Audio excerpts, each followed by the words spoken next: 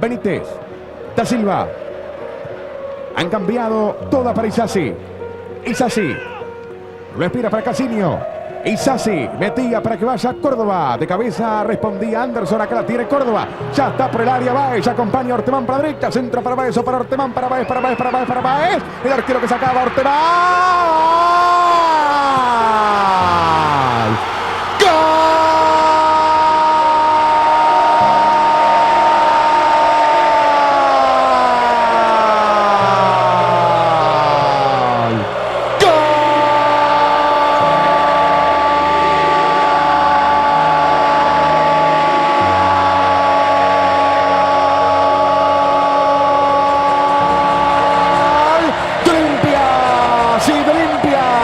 A los 28 minutos del primer tiempo apareció Ortemán en una estupenda volea con derecha, pone empate. 1 para Olimpia, 1 para Gremio. ¿Qué partido tenemos? Fernando Pacini ha empatado en un pedazo de gol Ortemán. Ahora las cosas iguales, 1 para el local, 1 para Gremio.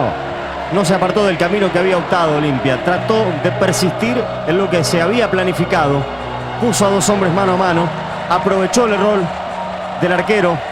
Por primera vez comete un error, hasta aquí lo había salvado.